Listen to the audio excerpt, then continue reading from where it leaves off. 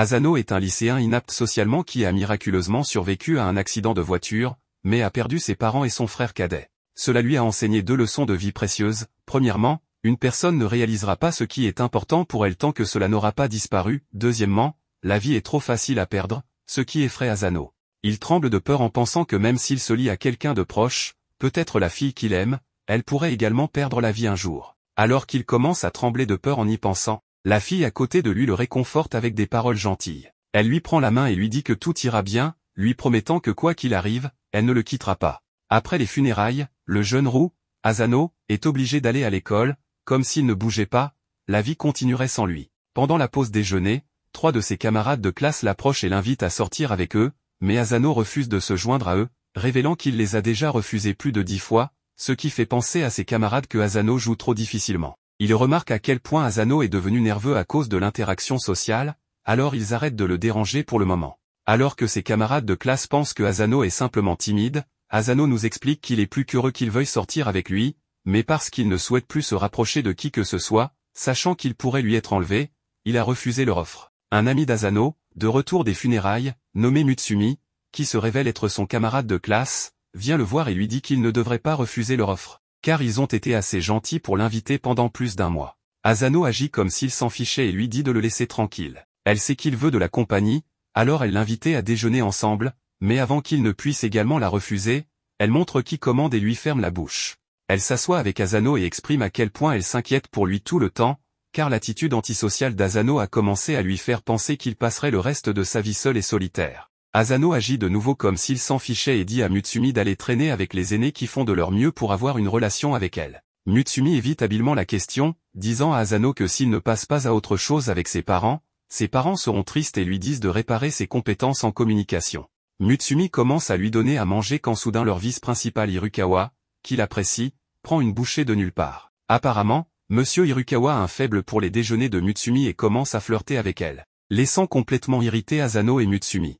Avant de partir, Hirukawa demande à Asano de le visiter à la fin de ses cours. En conséquence, Asano se dirige vers la salle des enseignants assez réticemment, tout en ayant continuellement des pensées sur l'accident de voiture. Depuis cet événement sinistre, Asano a perdu le courage de se connecter avec les autres, même avec les enseignants. Il entre dans le bureau du vice-principal Hirukawa, qui révèle l'avoir attendu depuis longtemps. Il propose à Asano une tasse de thé avant de dire quoi que ce soit et s'assoit très près de lui pour s'assurer qu'Asano ne se sente pas du tout à l'aise. Asano brise le silence en demandant à Hirukawa pourquoi il l'a appelé ici aujourd'hui et s'il est en difficulté. Hirukawa explique qu'il veut juste montrer à Asano sa collection secrète de photos de Yosakura, qui est essentiellement une tonne de photos de Yosakura prises sans son consentement. Asano, qui ne peut pas croire à quel point son vice-principal est un pervers, perd tout respect pour lui en réalisant qu'il est une cause perdue. Hirukawa continue de montrer à Asano de plus en plus de photos de Yosakura, y compris ses photos d'enfance. Ce qui trouble Asano car il ne comprend pas pourquoi un enseignant aurait les photos privées de Yosakura. Alors qu'il lui pose des questions à ce sujet, Hirukawa révèle qu'il a surveillé Yosakura depuis l'ombre toute sa vie pour la protéger de toutes les personnes non désirées qui essaient de lui voler son cœur. Il révèle combien de garçons il a déjà éliminés qui ont approché Yosakura et montre même à Asano une vidéo de lui battant brutalement un garçon pour s'assurer qu'il arrête de la poursuivre. Comme il est maintenant clair que ce mec est un maniaque psychopathe complet, Asano se demande comment il devrait échapper à cette situation en réalisant qu'il va sûrement le cibler parce que Yosakura l'aime. Hirukawa exprime également combien il envie Asano juste à cause de ça. Non seulement Asano a des déjeuners faits maison par elle, mais elle reçoit également un traitement spécial. Pour s'assurer qu'Asano reste loin de son précieux, Hirukawa sort son couteau et le met sur la gorge d'Asano, le menaçant de le tuer. Asano ne comprend pas quel type de relation se fout avec Yosakura, ce qui l'a amené à devenir un tel psychopathe. Le psychopathe révèle qu'il est en fait le frère aîné de Yosakura et a définitivement un complexe de sœur, ce qui explique pourquoi il utilise ses pouvoirs de manière abusive. Mais avant qu'il ne puisse faire du mal à Asano, une fille entre dans la pièce par la fenêtre en disant à Hirukawa d'arrêter ses absurdités une fois pour toutes. Avant que quiconque puisse bouger, elle illumine la pièce d'une lumière éblouissante et s'échappe avec Asano avant qu'Hirukawa ne puisse faire quoi que ce soit à ce sujet. Les choses deviennent maintenant intéressantes. Hirukawa se lève de son siège alors qu'il est prêt à être sérieux. D'autre part, Asano, qui est tombé inconscient à cause de l'attaque soudaine de la mystérieuse fille, se réveille plus tard et se retrouve sous Yosakura et 5 autres bizarres, dont la fille aux cheveux blancs qui vient de le sauver. Ne comprenant pas ce qui se passe, Asano panique et demande une explication. Yosakura explique qu'entre les 5 bizarreries, il y a ses frères et sœurs. Elle lui présente d'abord sa grande sœur Futaba, son grand frère Shinzo qui, pour une raison quelconque, est assis à l'intérieur d'une poubelle, son autre grande sœur Shion, accro aux jeux vidéo. Son frère Kengo qui se considère comme un homme-chat, Nanao, le scientifique Fuoso sur la tête, et enfin le chien de garde de leur maison, Goliath. Elle révèle qu'ils sont une famille d'espions, ce qui explique pourquoi ils sont si étranges et puissants. Asano n'en croit pas ses oreilles, car il n'a jamais soupçonné de sa vie que son amie d'enfance Mutsumi serait une espionne. Pensant qu'il est victime d'une farce, il cherche les caméras, mais ne trouve rien nulle part, réalisant alors qu'elle lui dit en fait la vérité. Kengo dit à Asano de ne pas paniquer, car ils ne sont pas des criminels qui tuent des gens, mais sont de véritables espions agréés par le gouvernement qui effectuent de temps à autre des missions pour le gouvernement. Kengo révèle qu'ils sont devenus des grosses pointures dans le monde de l'espionnage grâce à leur frère aîné Hirukawa, qui est le numéro 1 de ce pays. Non seulement il est apparemment un aimant à femme recherché par chaque femme espionne désespérée, mais il est également un excellent espion. Ils admettent que Hirukawa a des défauts en tant que personne en raison de son comportement irrationnel envers les personnes qui se rapprochent de Mutsumi, mais en raison de ses exploits étonnants dans le monde de l'espionnage, ils le reconnaissent comme le meilleur espion de leur famille. Mais ce qui n'a aucun sens pour Asano, c'est pourquoi un homme aussi formidable ciblerait un petit bonhomme comme lui qui essaie simplement de faire face à la mort inopinée de sa famille. La sœur aînée Futaba révèle que Hirukawa ne cible pas Asano à cause d'un complexe de sœur, mais plutôt parce que quelqu'un complote pour tuer Mutsumi, ce qui l'a rendu aussi sceptique que jamais. Asano comprend maintenant tout, mais ce qu'il ne comprend pas, c'est pourquoi Hirukawa le soupçonnerait même après avoir su qu'il est l'ami d'enfance de Mutsumi. Futaba explique qu'il y a des années, pendant un certain incident, Mutsumi a été gravement blessé à cause de Hirukawa, et l'incident a causé le blanchissement d'une partie de ses cheveux en raison du traumatisme et du stress qu'elle a subi depuis lors. La culpabilité d'avoir presque causé la mort de sa propre sœur a rendu Hirukawa obsédé par Mutsumi à l'extrême, ce qui explique pourquoi il a consacré toute sa vie à la protéger en la tenant à l'écart de toute distraction indésirable. Il est devenu un monstre surprotecteur qui a effacé toutes ses relations personnelles, sauf Asano jusqu'à présent. Futaba révèle également que Hirukawa déteste Asano depuis des années mais lui a pardonné parce qu'il était l'ami d'enfance de Mutsumi, mais maintenant qu'il a une raison de s'en débarrasser, il l'a finalement également ciblé. En parlant de cela, Hirukawa retourne chez eux,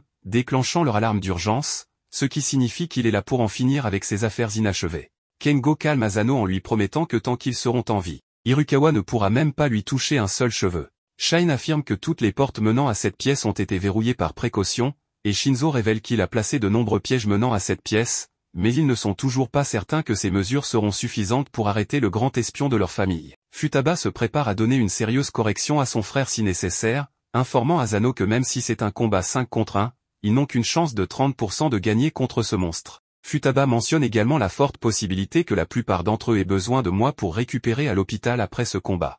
Elle propose alors une idée infaillible pour s'assurer que Hirukawa cesse de poursuivre Asano et demande à ce dernier et à Mutsumi de se marier. Apparemment, la première règle de leur famille stipule que l'on ne peut pas nuire à un membre de sa propre famille. Futaba est certaine qu'Hirukawa cessera de cibler Asano s'il devient membre de leur famille en épousant Mutsumi. Cependant, Mutsumi refuse cette idée, expliquant à tous qu'Asano est actuellement dans un état où il ne peut même pas parler aux gens ou dormir. Elle sait donc à quel point il est cruel de lui demander simplement de rejoindre leur famille après tout ce qu'il a perdu en un clin d'œil. Futaba comprend enfin les émotions intérieures d'Asano, elle s'excuse donc auprès de lui pour avoir agi de manière aussi insensible. N'ayant plus d'autre alternative que de combattre leur frère aîné, les 5 frères et sœurs espions se préparent, sans se rendre compte qu'Hirukawa a écouté toutes leurs conversations depuis la pièce voisine. Hirukawa révèle tranquillement qu'il a détruit tous les pièges que Shinzo avait mis en place dans leur maison, les qualifiant de jeux d'enfants. Futaba, qui en a assez du calme de son frère, lui dit franchement de cesser de tenter de nuire à Asano, mais Hirukawa ne peut pas se le permettre,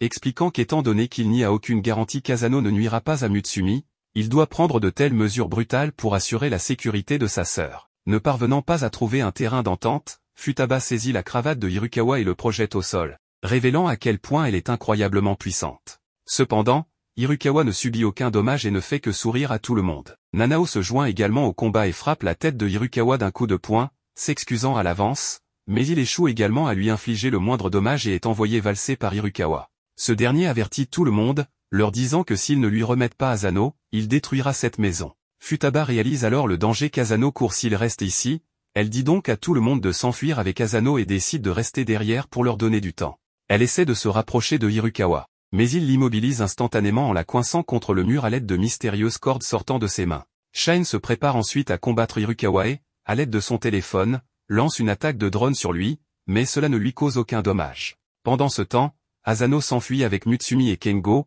qui le conduisent à un compartiment caché, lui disant de s'y cacher jusqu'à ce qu'ils aient terminé leurs affaires avec Irukawa. Après avoir vaincu les drones de Shine, Irukawa sort de la pièce complètement indemne et trouve Mutsumi, Asano et le chien Goliath juste devant le tableau. Irukawa neutralise à la fois Mutsumi et son chien de compagnie Goliath. Il est révélé que c'était Kengo qui s'était déguisé en Mutsumi, portant un masque facial, et que la vraie Mutsumi est déguisée en Asano. Mutsumi enlève son déguisement et tente de raisonner son frère, lui disant qu'Asano ne va pas essayer de la tuer. Son frère lui propose alors une solution alternative, lui proposant de rester enfermé chez elle pour le reste de sa vie, et il ne tentera plus de nuire à Asano. La proposition est absolument absurde. Mais pour sauver la vie d'Asano, Mutsumi l'accepte. Mais soudain, Asano ouvre le placard et apparaît devant lui disant de ne pas toucher Mutsumi. Cependant, il dit que ce sont des affaires de famille et qu'il ne devrait pas intervenir. Asano lui dit que cet homme lui ressemble beaucoup et qu'il a peur de perdre quelqu'un de proche. Ensuite, il dit à Mutsumi, « Laisse-moi te protéger comme ta sœur nous l'a dit. » Il lui rappelle qu'elle a promis de ne pas disparaître. Elle est d'accord puis retire la moitié de la bague de sa main et la lui lance.